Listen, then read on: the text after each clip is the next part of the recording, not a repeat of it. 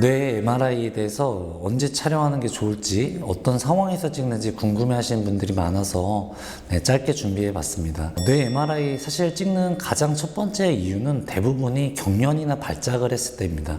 집에서 갑작스럽게 아이가 의식을 소실한다든지 정신이 하나도 없으면서 팔다리를 흔들고 거품을 물기도 하고요. 굉장히 무서운 상황이죠.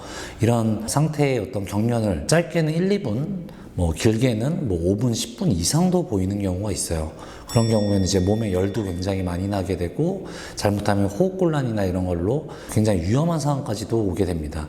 이런 상황이 첫 번째 나타났을 때 대부분 병원에 이제 들려서 처음 듣게 되시는 게 뇌 MRI 촬영해보는 게 좋겠다 라는 얘기를 들으시게 될 건데요. 뇌 MRI를 찍을 때 경련을 보이면 무조건 MRI를 찍어야 되느냐?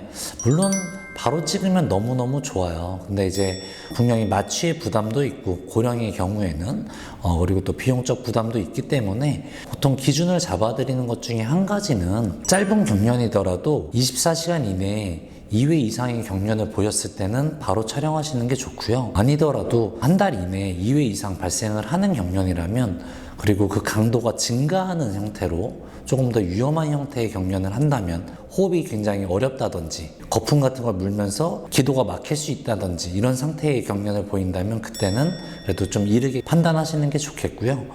또 한 가지는 딱 한 번을 하더라도 10분, 15분 이상의 경련을 하는 경우입니다. 이런 경우는 이제 경련 지속증이라고 해서 그런 경련을 하는 경우에는 굉장히 빠르게 위험해질 수 있고, 대부분이 그런 경련은 하고 나서도 잔여 경련들이 24시간, 48시간 내에 굉장히 작게 많이 와요. 그래서 위험성이 굉장히 높기 때문에 그때는 꼭 동물병원을 방문하셔서 내과적 치료를 받으시면서 MRI 촬영을 계획하시는 게 좋겠습니다.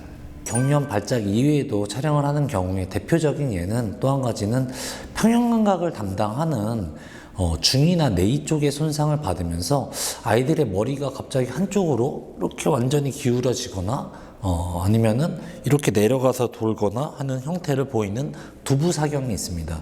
그런 경우에 대부분 진탕이라고 하죠. 안구진탕이 와서 눈 알이 안쪽에서 왔다 갔다를 반복하는 경우가 있고요.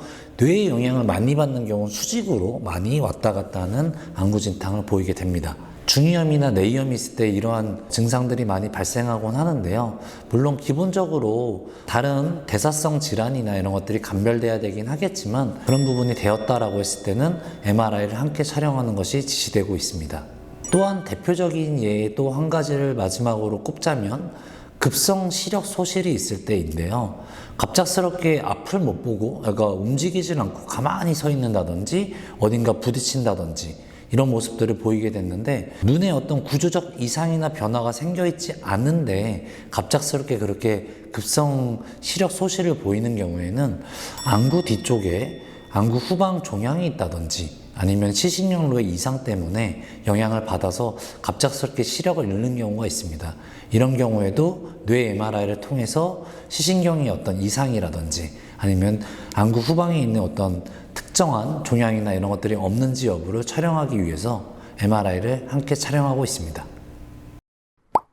크게 카테고리로는 방금 세 가지, 경련 발작이나 아니면 전정계 증상이라고 그러죠. 평형감각을 담당하는 중이 내이 쪽의 영양 문제라든지 아니면은 갑작스러운 시력 소실이나 얼굴 주변에 어떤 신경 손상이 있다라고 의심되는 경우에 뇌 MRI 촬영을 지시하고 있습니다.